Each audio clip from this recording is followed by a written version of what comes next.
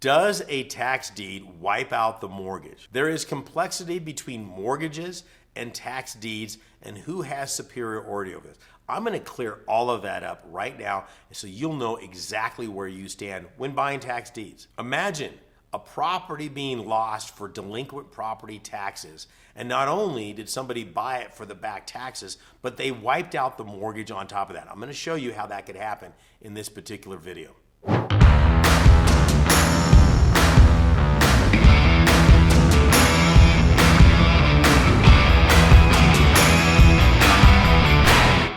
One of the things we're going to cover is what to watch out for. What type of liens should you be cautious about and how to avoid those? We're also going to talk more about not just mortgages, but other liens and encumbrances like the dreaded IRS. All of those and a lot more on this video. First thing I need you to do is, if you have a question, type it in the comments. I answer those. Like, subscribe, ring bells, do all that goofy stuff. It's a little known fact that if you subscribe, your cup of money runs really full. I don't know if that's a fact, but we're going to try it anyways, okay? Let's get right into it. First of all, a tax lien certificate becomes a tax deed after a property owner has failed to pay the property taxes 4 years. Okay, now, there's variables to that, but that's the bottom line. A tax lien cannot be sold on a property unless it's been delinquent 1 year. A tax deed, where you get the property, typically has to be delinquent a minimum of 3 years. Typical is 4. So in other words, that property owner has been delinquent 4 years. They've got notifications, all that good stuff. I go to the sale and I put my hand up and I say, I want this property. Boom, they hand it to me.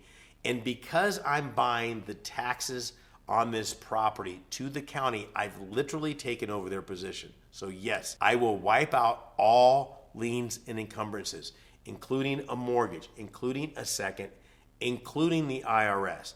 Now, here's the tricky part of that. Like any foreclosure out there, a mortgage company has to be notified that they're being foreclosed on. This isn't some mystery to the mortgage companies. I go, oh my gosh, I didn't know taxes were. They all know that.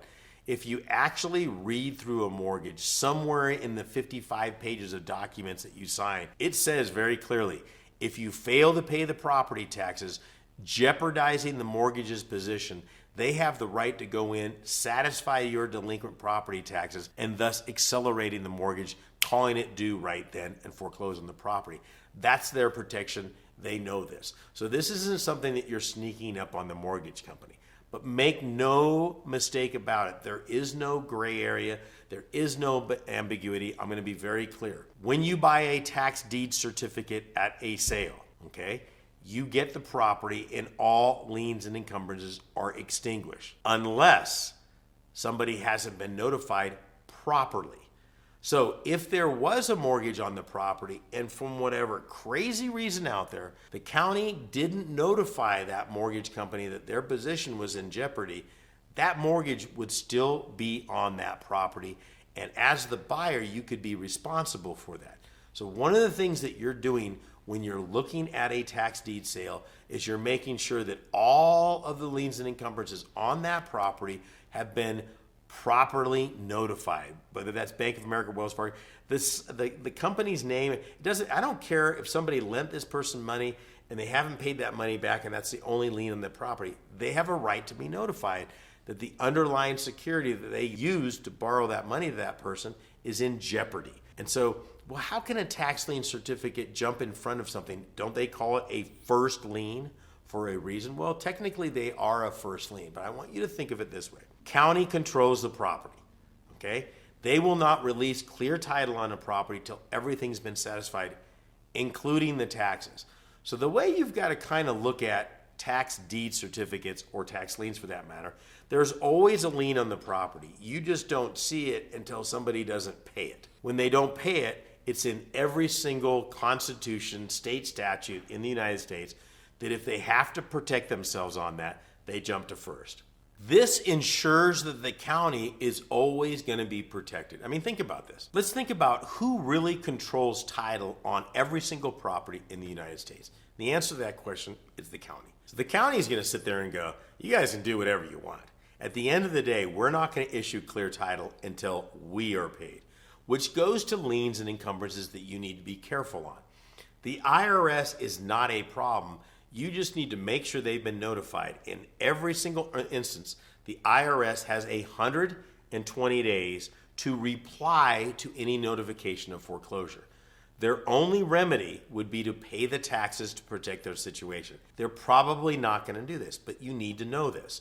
If I buy a tax deed and it hasn't been past 120 days, they could technically come back on this. So it really depends on your comfort zone or the value of that IRS lien on there. Maybe it's like, okay, if they come back, I can still pay and get a phenomenal deal.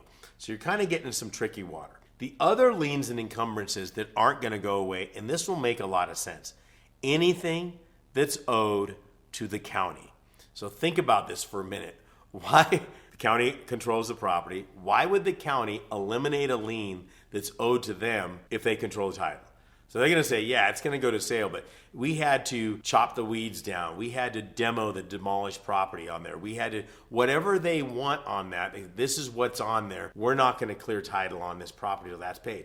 Here's the kicker. You'll know that going in. The county's not going to go, oh, by the way, you owe us $20,000 after the sale. You'll know that going on. You'll see any other liens and encumbrances that aren't being forgiven within the tax sale. They'll be clear as day. There can be some other things on there also. Like I bought a property one time where the county said, hey, by the way, change of ownership, we're going to require you to tap into the city sewer. No more septic on this. I'm like, all right. So what I did is I went in and tapped in the city sewer. It was about $12,000 to do that, but I got the money from the county in the overage that I paid over the price of the property. So let me explain how that works. Let's say the property bid was $10,000. I paid $30,000 for it. That is overage. They are requiring me to do something with the property. That money's not them. I can actually go after that money and say, pay me back for the money that I've got to pay to get the city sewer on that. So that's a little nidbit. Now I've got a video on overage on that out there somewhere, so take a look at that. There are so many different facets out there that you need to be careful with this, okay? When researching a property, remember, all sales are final. In Texas, when you put your hand up, they say sold, you better have that cash right then and then. In fact, if you're still bidding on other properties, they won't even continue the auction until you go pay the lady over there. And if you don't have the money, it ain't going to be a good day for you in Texas, okay? Not only are you going to not be able to invite it back, but I've even seen them arrest people. So you need to understand the process. Not of them all are that aggressive. Sometimes they'll say, hey, you're going to buy a deed over here. We need the money by the end of business day. No problem. But understand, you bought that property, and that property still hasn't been finalized in your name until you give the money to the county. And I've said this in another video. If you're going to the bank to get the cashier's check and you come back and for some reason that person came in and redeemed during that auction and the time you paid for it, they're good to go. And rightfully they should. I mean, if they were coming in there and they got a flat tire and they miss it, I don't want to take anybody's property that had the option to pay that. They were just late or something to that effect. I know that's cutting into the wire. It's not happening very long, but there you go. You have that. So I want to be very clear.